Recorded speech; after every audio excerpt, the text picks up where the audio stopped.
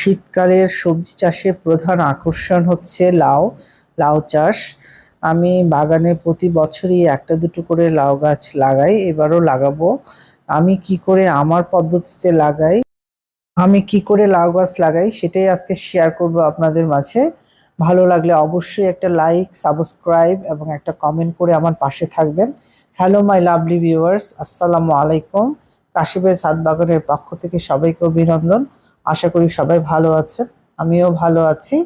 আমরা অনেকে অনেকভাবে আমাদের নিজস্ব পদ্ধতিতে লাউ চাষ করি এবং সফলতাও পেয়েছি অনেক। তো আমি আমার মতো করে আমার পদ্ধতিতে কি করে লাউ চাষ করি সেটাই আপনাদের সাথে আমি শেয়ার করছি। এই যে একটা পাত্র দেখছেন, এই পাত্রটার মধ্যে বেশ কিছুদিন যাবত আমি সবজির খোসা ফেলে ভরাট করেছিলাম। নিচে শুধু হালকা মাটি ছিল, 2 ইঞ্চি একটা মাটির লেয়ার ছিল। এখন আমি আপনাদের সামনেই লাউ গাছটা বসালাম এবং সাথে চতুর্দিকে আমি মাটি না দিয়ে আবারও সবজির খোসা দিয়ে হালকা মাটি দিয়ে সবজির খোসাগুলো ঢেকে দিচ্ছি।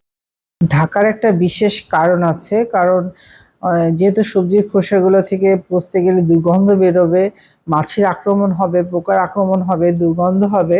যাতে সেটা না হয় সেজন্য হালকা মাটি দিয়ে আমি সবজির খোসাগুলা ঢেকে দিলাম। এটা আমার সেকেন্ড লাউ গাছ বসানো, যেটা আমি হাইব্রিড লাউ গাছ। প্রথমটা ছিল আমার দেশি ভ্যারাইটি, এটা হচ্ছে হাইব্রিড। হাইব্রিডটা ফলন ভালো হয়, কিন্তু গাছের চেহারা দেখলে মনে হয় গাছটা অপরিপুষ্ট, কিন্তু গাছটা যথেষ্ট হেলদি আছে। এই যে মাটিটার উপরে যে এটা বসালাম, মাটির নিচে কিন্তু যথেষ্ট সবজি খোসা দেওয়া আছে। এই প্রথম এই বছর হাইব্রিড জাতীয় লাউ গাছটা প্রথম বসালাম। এর আগের বছরগুলোতে যতবারই আমি লাউ চাষ করেছি সবসময় দেশি ভ্যারাইটি। আরেকটা আছে বিন্দু লাউ, বিন্দু লাউ বলে একটা জাত, ওটা আমি কয়েকবার বসিয়েছিলাম, কিন্তু এইবার আমি হাইব্রিডটা বসালাম, দেখা যাক কেমন হয়। এই লাউ গাছটা বসানোর পরে যে গ্যাপটা আপনারা দেখতে পাচ্ছেন, এই গ্যাপের চতুর্দিকে আমি এই সবজির খোসা দিয়ে ভরাট করে দিব। একদম মাঝখানে লাউ গাছটা এবং চতুর্দিকে গ্যাপ জায়গাটা আমি সবজির খোসা দিয়ে ভরাট করে দিচ্ছি এবং তার উপরে হালকা একটা মাটির লেয়ার যাবে। মাটির লেয়ার দেওয়ার একটা যথেষ্ট কারণ আছে, কারণ এই সবজির খোসা থেকে তো দুর্গন্ধ বের হবেই, সাথে অ্যাড হবে সেটা হচ্ছে মাছির আক্রমণ। সেইগুলোকে প্রিভেন্ট করার জন্য বা প্রতিহত করার জন্য আপনারা একটা হালকা মাটির লেয়ার দিবেন এবং মাটিটা যখন দিবেন খুব চেপে চেপে একটু বসাবেন। কারণ হচ্ছে যাতে কোনো রকম বাতাস না থাকে, বাতাস থাকলে আবার ছত্রাকের আক্রমণ হবে। ছত্রাকের আক্রমণ হলে গোড়া পচা সম্ভাবনা থাকে, সেই ক্ষেত্রে যাতে এটা প্রিভেন্ট করার জন্য যতটুকু সম্ভব মাটিটা আপনারা চেপে চেপে বসাবেন। এই মাটিগুলো যেটা দেখতে পাচ্ছেন এটাও আমার বাগানের পুরনো মাটি। এই মাটিটা আমি শোধন করে নিয়েছি, কিছুই না, পুরনো মাটির সাথে একটু চুন মিশিয়েছি আর একটু গোবর সার মিশিয়েছি। এই মিশিয়ে মাটিটা আমি শোধন করে নিয়েছি।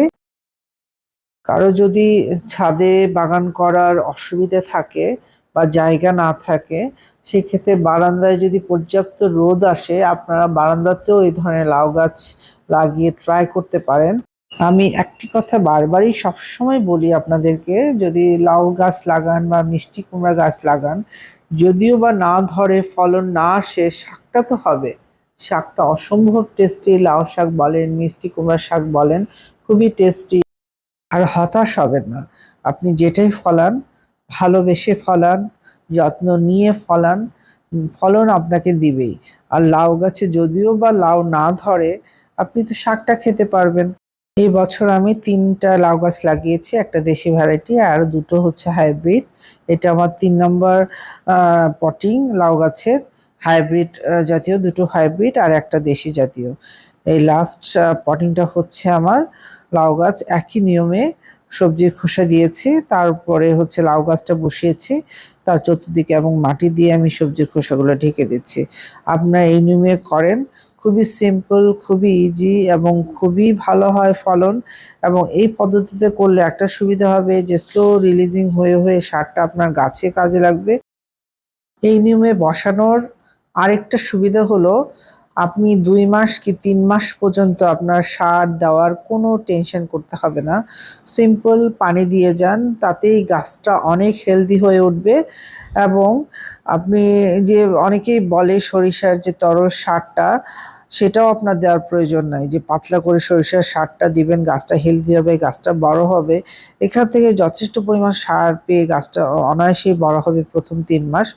তারপরে গাছটা হেলদি হওয়ার জন্য বা গ্রো করার জন্য প্রপারলি আপনারা নাইট্রোজেন সমৃদ্ধ সারটা প্রয়োগ করবেন। তারপর যখন ফুল আসার সময় হবে, ফলন ধরা, তখন নাইট্রোজেনটা কমিয়ে দিয়ে পটাশিয়াম জাতীয় খাবারটা আপনারা গাছে দেবেন। যথেষ্ট পরিমাণ গাছটা হেলদি হবে এবং ফুল ফলে গাছটা ভরে দেবে। এখন আমার ছাদের এই যে লাইনটা আপনারা দেখতে পাচ্ছেন, এই লাইনে শুধু আমার লতানো গাছ থাকবে। এই ৫টায় হয়তো বা বেগুন বা টমেটোর গাছ কিছু একটা দিব, এখনো চিন্তা করিনি কি দেওয়া যায়। আপনারা আমাকে সাজেশন দেন কি দেওয়া যায়। যাই হোক, এই দিয়ে শেষ করছি আজকের ভিডিও। আপনারা সবাই ভালো থাকবেন, সুস্থ থাকবেন, আমার জন্য দোয়া করবেন। অবশ্যই একটা লাইক এবং সাবস্ক্রাইব করে আমার পাশে থাকবেন।